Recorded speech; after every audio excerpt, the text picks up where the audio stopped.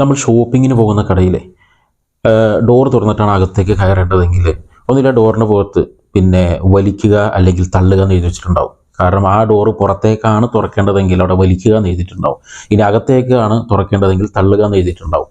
ഇതിനെങ്ങനെയാണ് അറബിയിൽ പറയുക? അപ്പോൾ അറബി നാടുകളിലൊക്കെ കടകൾ ശ്രദ്ധിച്ചാൽ കാണാം, രണ്ട് വാക്കുകൾ എഴുതി വെച്ചിട്ടുണ്ടാകും. അപ്പോൾ വലിക്കുക എന്നതാണ്, ആ ഡോറ് പുറത്തേക്കാണ് തുറക്കുന്നതെങ്കിൽ അതിന് ഇസ്ഹബ് എന്നാണ് അവിടെ എഴുതി വെച്ചിട്ടുണ്ടാവുക. ഇസ്ഹബ് എന്ന് പറഞ്ഞാൽ പുൾ ചെയ്യുക, വലിക്കുക. ഇനി അത് അകത്തേക്കാണ് തുറക്കുന്നതെങ്കിൽ അവിടെ ഇദ്ഫാ എന്ന് എഴുതി വെച്ചിട്ടുണ്ടാവും. ഇദ്ഫാ എന്ന് പറഞ്ഞാൽ പുഷ് ചെയ്യുക. അപ്പോൾ തള്ളി തുറക്കേണ്ട ഡോറിൻ്റെ അവിടെ ഇദ്ഫാ എന്ന് എഴുതി വെച്ചിട്ടുണ്ടാകും.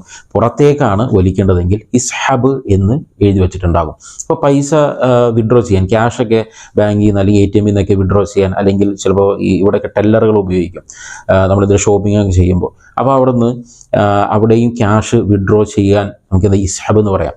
ഇസ്ഹബ്, ആ ക്യാഷ് വിഡ്രോ ചെയ്യും. അല്ലെങ്കിൽ ഞാൻ ക്യാഷ് വിഡ്രോ ചെയ്തു എന്ന് പറയാൻ സഹബ്തുൽ ഫുലൂസ് മിന ശബക്ക അല്ലെങ്കിൽ സഹബ്തുൽ ഫുലൂസ് മിന സറാഫ്, ഞാൻ ബാങ്കിൽ നിന്ന് അല്ലെങ്കിൽ ATM നിന്ന് ക്യാഷ് വിഡ്രോ ചെയ്തു എന്ന് പറയാനും സഹബ്തു എന്ന് ഉപയോഗിക്കും. ഇതേ വാക്ക് തന്നെ, വലിക്കുക അല്ലെങ്കിൽ വിഡ്രോ ചെയ്യുക എന്ന രൂപത്തിൽ. ഇനി മറ്റൊരു പുതിയ വാക്കാണ് ഇനി.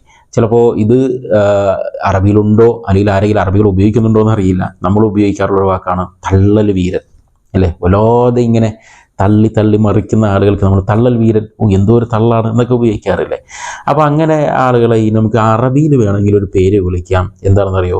ദഫാ എന്ന് വിളിക്കാം.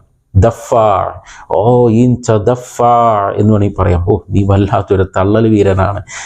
അപ്പോൾ ഇത് അറബികൾ ഉപയോഗിക്കുന്നുണ്ടെന്ന് അറിയില്ല. ഏതായാലും ഇതൊരു പുതിയ വാക്കാണ്. അപ്പോൾ ഇന്ന് മുതൽ എന്ത് ചെയ്തോ ഉപയോഗിച്ചു തുടങ്ങിക്കോ. ദഫാ, മറക്കണ്ട.